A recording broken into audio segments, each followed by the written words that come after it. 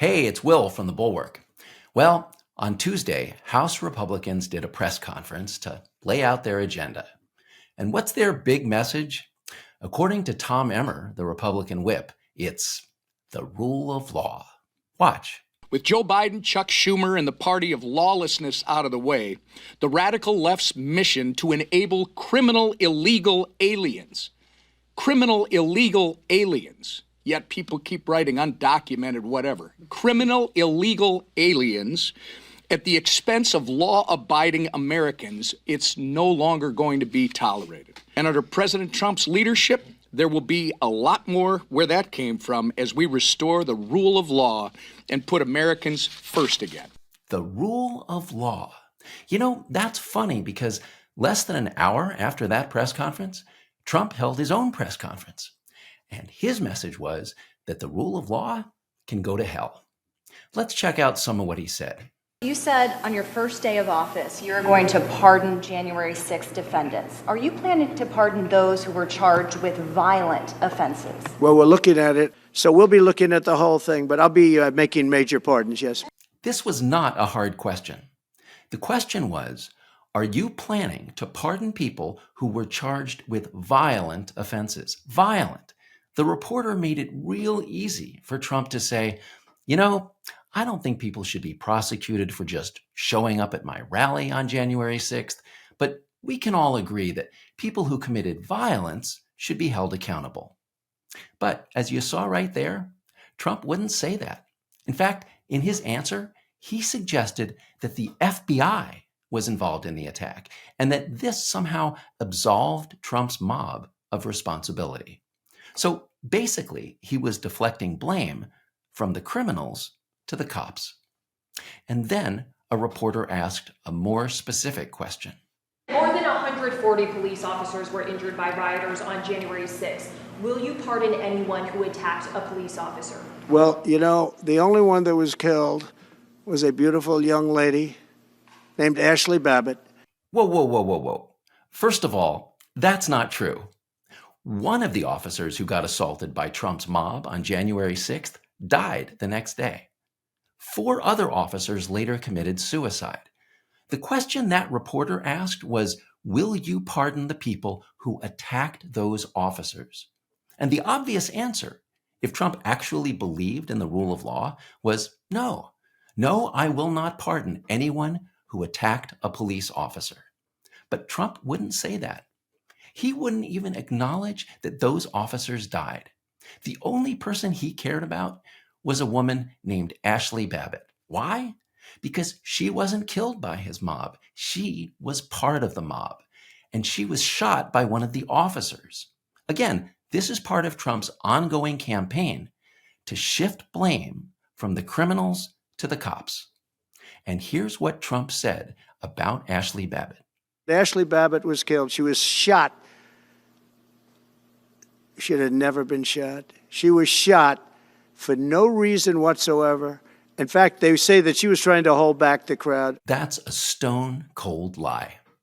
Ashley Babbitt was part of a group of rioters who invaded the Capitol and breached all the security checkpoints and got all the way to a barricaded door that stood between the mob and the members of Congress they were trying to get at.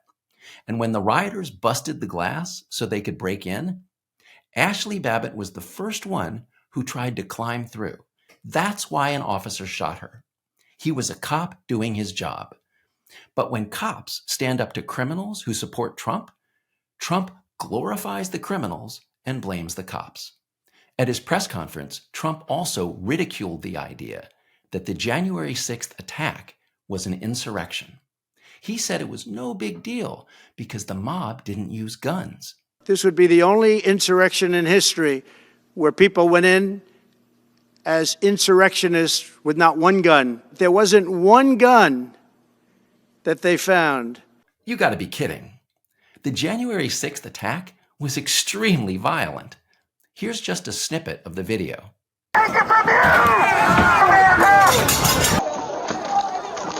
I need police support.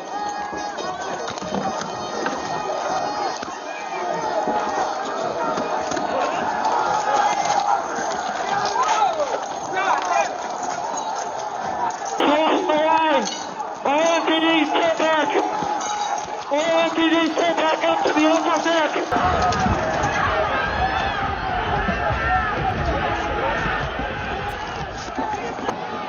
When Trump blows off that assault by saying the cops never found a gun, he's not being a law and order guy. He's being a defense lawyer for the thugs who attacked the cops.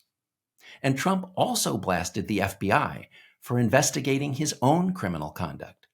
Here's what he said on Tuesday about the FBI search of Mar-a-Lago 2 years ago, which was done to recover classified documents that Trump had illegally taken from the White House. Law enforcement, I mean, you think of the FBI, they raided this house. By the way, they could have told me, could I see this? I would have given them, I actually told them, come in anytime you want. You can see anything. They raided the house. Again, all of this is lies. The FBI didn't raid Mar-a-Lago. They got a warrant to search it. And the reason they got that warrant was that Trump was deliberately hiding documents so the government wouldn't find them. All of this is spelled out in detail in the grand jury indictment of Trump. So once again, he's subverting the law and blaming the cops. Trump claims that the government dropped that case against him for hiding the documents because the judge, Eileen Cannon, vindicated him. Watch. They dropped their appeal because he had no case. Her opinion was so brilliant that they dropped their appeal. They couldn't beat the appeal. No, that's not why the prosecutors dropped the appeal. The reason they dropped the appeal was that Trump won the election, and Department of Justice policy doesn't allow prosecutions of a sitting president. This was all explained in writing when they dropped the case. But that's not the only lie Trump told about these prosecutions. He also claimed that Joe Biden got away with having classified documents because Biden was found incompetent to stand trial. They said, it's illegal, but he's unfit to stand trial. So he can stand and be president of the United States, but the prosecutor found that he's unfit for trial. You're not going to believe this, but that's yet another lie. The number one reason why Biden didn't get prosecuted is that Biden, unlike Trump, didn't try to hide documents from the government. The prosecutor in Biden's case did say that a jury would probably believe Biden because Biden seemed like a nice guy with a bad memory.